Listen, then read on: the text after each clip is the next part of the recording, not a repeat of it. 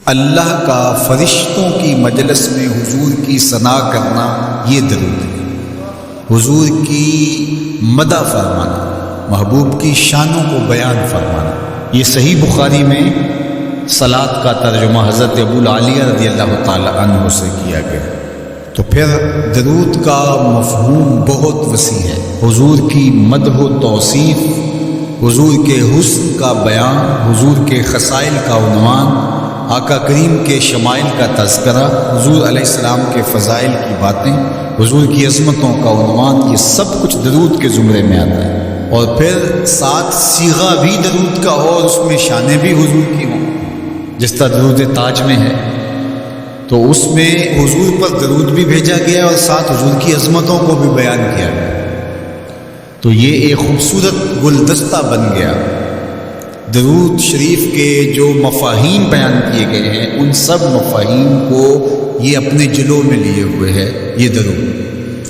تو کثرت کے ساتھ حضور علیہ السلام پر درود پڑھنے کی تلقین فرمائی گئی۔ حضرت ابی بن کعب رضی اللہ تعالیٰ عنہ فرماتے ہیں کہ آقا کریم نے ترغیب دی دروشی پڑھنے کی، باقی امور اور عبادت، ذکر فکر، تو میں نے عرض کی، ارشاد فرمائے کہ میں آپ پر کس مقدار میں درود پڑھوں، کتنا وقت، کتنا درود پڑھوں؟ تو آقا کریم نے فرمایا ما شئتا، جتنا تم چاہو۔ فرماتے ہیں میں نے کہا میں چوتھا حصہ درود پڑھوں گا، باقی 3 حصے دیگر عبادات اور دیگر وظائف اذکار بجا لاؤں گا۔ فرمایا جس طرح تم چاہو، جو تمہاری مرضی، لیکن اگر درود کی مقدار کو بڑھا دو تو تمہارے لیے بہتر ہوگا۔ تو میں نے کہا النصف، میں آدھا وقت درود پڑھا کروں گا اور باقی چیزیں باقی آدھے وقت میں کروں گا۔ فرمایا جس طرح تم چاہو، لیکن اگر درود کی مقدار کو بڑھا دو تو تمہارے لیے بہتر ہوگا۔ میں نے کہا کہ حضور میں 2 حصے درود پڑھوں گا اور 1 حصہ باقی وظائف اوراد بجا لاؤں گا۔ فرمایا جیسے تمہارا دل چاہے، لیکن اگر تم درود کی مقدار کو بڑھا دو تو تمہارے لیے بہتر ہوگا۔ فرماتے ہیں میں نے کہا حضور میں پڑھوں گا ہی درود، سارا وقت میں آپ پہ درود ہی پڑھتا رہوں گا۔ فرمایا پھر تمہارے سارے دکھ، تکلیف، اذیتیں، پریشانیاں، اس کے لیے یہ درود کفایت کرے گا اور تمہارے گناہوں کی مغفرت فرما دی جائے گی۔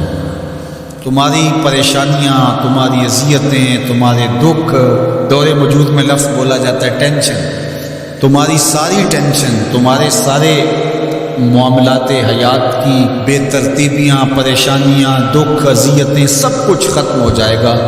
درود سب دردوں کا مداوع ہو جائے گا، سب دکھوں کا علاج ہو جائے گا، سب پریشانیوں کا حل ہوگا، سب مصیبتوں کا مداوع بن جائے گا، اور ساتھ ساتھ تمہارے گناہ بھی بخش دیے جائیں گے۔ تو درود جتنی کثرت کے ساتھ پڑھا جائے اللہ کی اتنی ہی رحمتیں نازل ہوتی ہیں۔ تو باقی وظیفے، باقی اوراد وہ بھی فضل و شرف والے ہیں، لیکن حضور نے فرمایا کہ پھر تمہارے لیے درود ہی کافی ہو جائے گا۔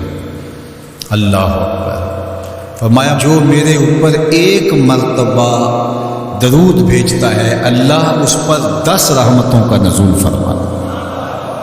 اور ایک حدیث میں آیا جو 1 مرتبہ میرے اوپر درود بھیجتا ہے، اللہ اس کے 10 گناہ معاف کرتا ہے، 10 درجے بلند کرتا ہے اور 10 رحمتوں کا نزول فرماتا ہے۔ تو درود پڑھا حضور پہ کام اپنا بن رہا ہے۔ تو درود پڑھنے سے انسان کا باطن سنورتا ہے، اندر پاکیزگی نصیب ہوتی ہے، گناہ دھلتے ہیں، عیب دھلتے ہیں، پریشانیاں ختم ہوتی ہیں، مصیبتیں، آلام، مصائب، دکھ، ٹینشن، پریشانی جو کچھ بھی ہے یہ ختم ہوتا ہے، اور درود پرسکون بنا دیتا ہے انسان، راحت بخش ہے وظیفہ، سرور انگیز ہے یہ وظیفہ، نور بیز ہے یہ وظیفہ، ماحول میں شگفتگی پیدا کر دیتا ہے۔ اگر دروشی پڑھو گے تو تمہاری بہت ساری پریشانیاں ختم ہو جائیں گی، تمہارے دکھوں کا مداوع ہوگا، تم ریلیکس ہو جاؤ گے درود پڑھنے۔ یہ درود شریف کی برکات ہے۔